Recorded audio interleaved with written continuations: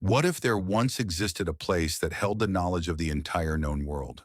A place where mathematics, astronomy, medicine, poetry, and philosophy lived side by side. A place where the greatest minds of the ancient world gathered to understand everything. This was the Library of Alexandria, and it vanished. In the 4th century BCE, after the death of Alexander the Great, his vast empire was divided.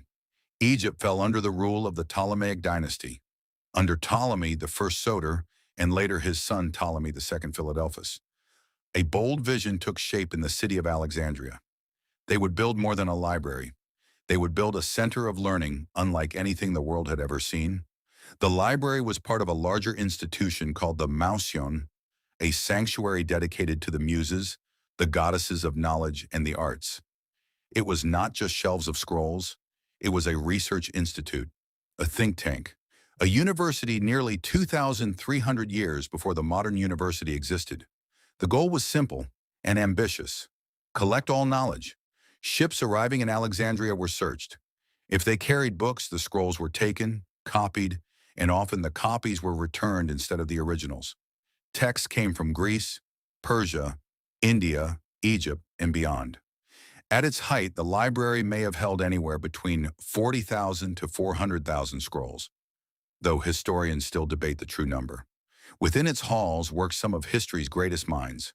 Euclid, who shaped geometry, Eratosthenes, who calculated the Earth's circumference with astonishing accuracy, Archimedes, whose mathematical genius still influences science today.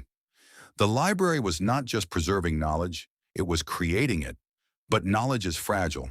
In 48 BCE, Julius Caesar arrived in Alexandria during a civil war between Cleopatra and her brother.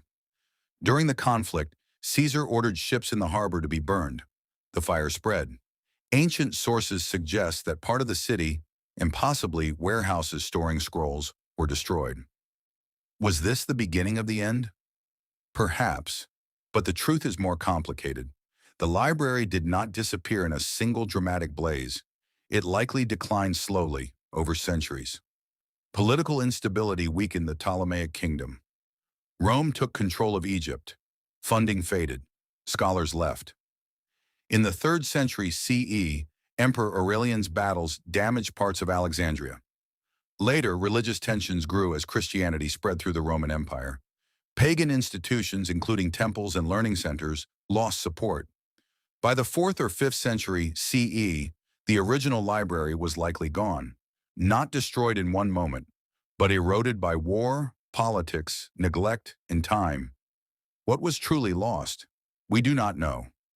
Perhaps plays by Sophocles now vanish forever. Scientific discoveries centuries ahead of their time. Philosophical works that could have changed history. The tragedy of the Library of Alexandria is not just that it burned, it is that humanity forgot to preserve, forgot to protect, forgot how fragile knowledge can be, and yet its spirit never truly died. The idea that knowledge should be gathered, studied, and shared lives on in modern universities and libraries across the world. In 2002, near the ancient site, Egypt opened the Bibliotheca Alexandrina, a modern tribute to the ancient dream. The Library of Alexandria may have vanished, but its mission remains eternal: to seek, to learn, to understand.